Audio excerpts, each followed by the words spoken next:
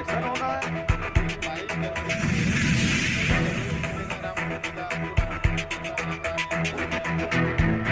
सभी का बहुत बहुत स्वागत और अभिनंदन करती हूँ।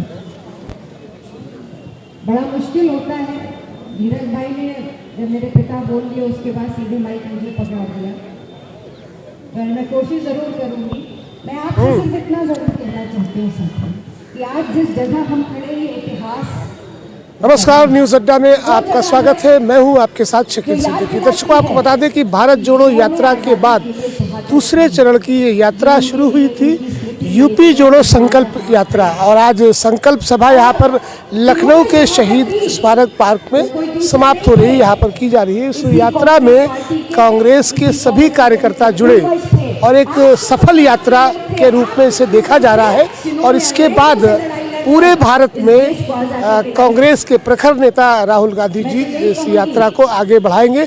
हम यहाँ पर आपको दिखाना चाहते हैं, तस्वीरों में सलमान खुर्शीद साहब खड़े हुए हैं, सुप्रिया श्रीनेत जी है, कांग्रेस के प्रदेश अध्यक्ष अजय राय जी है, प्रमोद तिवारी जी है और तमाम दिग्गज नेता यहाँ पर मौजूद हैं। ये इनकी आज संकल्प सभा यहाँ पर हो रही है, समाप्त हो रही है।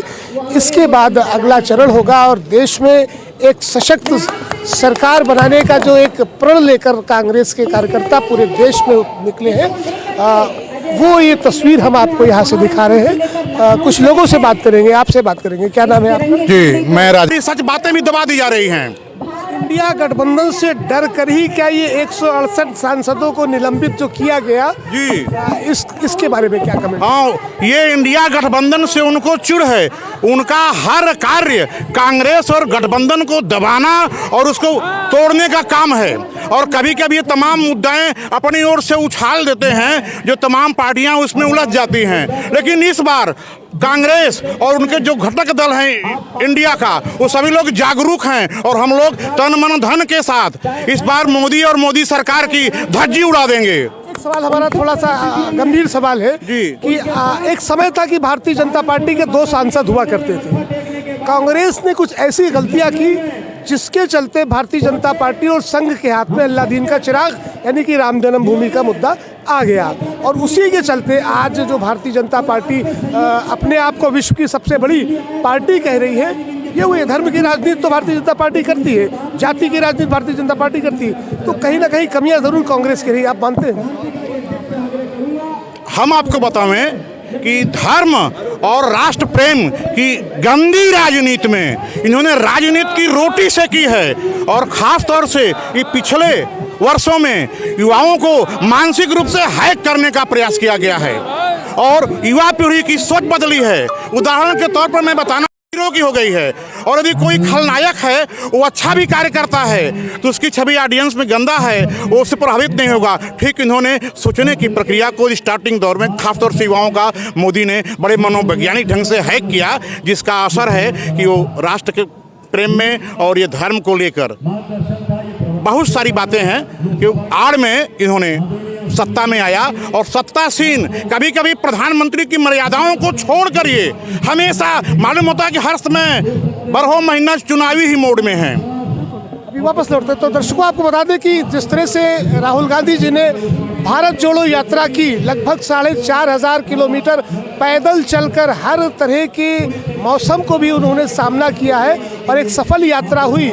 और इस बार जिस तरह से उत्तर प्रदेश में कांग्रेस की यूपी जोड़ो संकल्प यात्रा का आज यहाँ पर समापन हो रहा है, आप आवाज़ें सुन रहे होंगे। और आपको बता दें कि भारतीय जनता पार्टी और संघ का जो एजेंडा रहा है, वो इस देश की एकता अखंडता को छिन्न भिन्न करके जातियों को, धर्मों को आपस में लड़ाकर वोटों की राजनीति करना और सत्ता की रोटियां सेकना रहा है, जिसका नतीजा है कि आज जो राम जन्मभूमि, जिसका क्रेडिट भारतीय जनता पार्टी लगातार लेती जा रही है, जिसको कोर्ट ने के निर्णय से राम का मंदिर बन रहा है, उस प्रभु राम की मर्यादा को तार तार किया जा रहा है, जिसकी तस्वीर 22 जनवरी को पूरा देश नहीं पूरी दुनिया देखेगी। हालांकि इस मामले को लेकर कई अखाड़ा परिषद के ऐसे महंत हैं, कई ऐसे धर्मगुरु हैं जिन्होंने विरोध किया है कि राम की प्राण प्रतिष्ठा एक धार्मिक गुरु, एक धार्मिक संत के द्वारा कराई जानी चाहिए थी।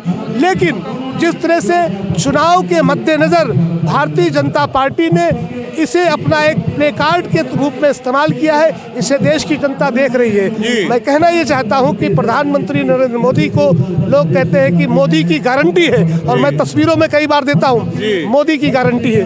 तो मोदी की गारंटी है तो किस तरह से आप उसे देखते हैं कि ये मोदी की गारंटी मीडिया, जो गोदी मीडिया है, जो इनके तलवे चाटती है, उसके द्वारा है। अब इसका जवाब कांग्रेस कैसे देगी? हम जागरूक करेंगे पदयात्राओं के माध्यम से, गलियों में, घर घर, गांव गांव, डगर डगर पहुंच के लोगों को जागरूक करेंगे, उनकी तमाम सारी बातें बताएंगे। उदाहरण के तौर पे जो ज़रूरत है उस पर फोकस नहीं है, और हम अनावश्यक मुद्दा तो नहीं कहेंगे, लेकिन मनोवैज्ञानिक ढंग से जनता का कमजोर नस पकड़ के धार्मिक मुद्दा उठा के लाभ ले रहे हैं। अभी देखिए गल्ला दे रहे हैं, 5 किलो 10 किलो गल्ला से क्या होने वाला है? आप उसी में संघर्ष करते रहिए। एक सवाल हमारा आखिरी होगा कि आपको याद होगा जब इमरजेंसी लगी थी और कांग्रेस इंदिरा जी की सरकार चली गई थी, और उसके बाद जब आम चुनाव हुए हैं तो इंदिरा जी ने एक नारा दिया था, गरीबी हटाओ देश बचाओ।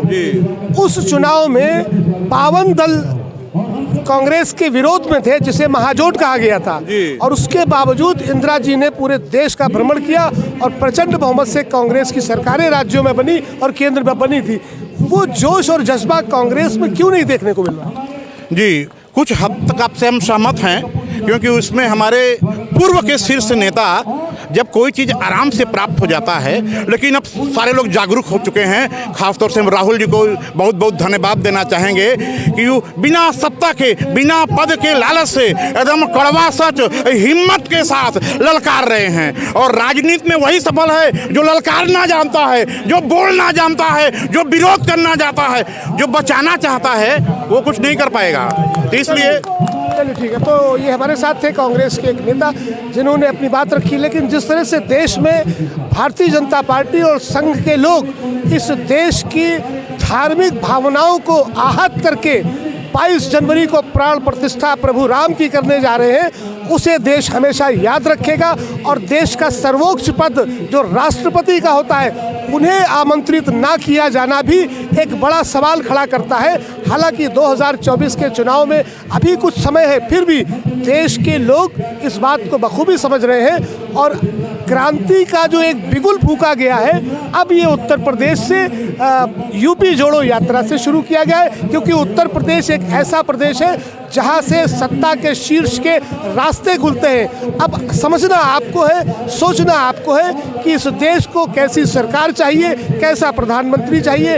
ऐसा प्रधानमंत्री चाहिए जो हर 10 मिनट में सूट बदलता है, हर 10 मिनट में तस्वीरें पोस्ट करता है। और अभी लक्षद्वीप की वो तस्वीरें मैंने दिखाई कि जहाँ पर प्रधानमंत्री समुद्र के नज़ारे कर रहे हैं, निहार रहे हैं, और दूसरी तरफ देश की जनता एक बड़ा वर्ग तुराई कर रहा है, उसके आशियाने छीने जा रहे हैं। इसी लखनऊ के अकबर नगर में लोगों के आशियाने छीने गए।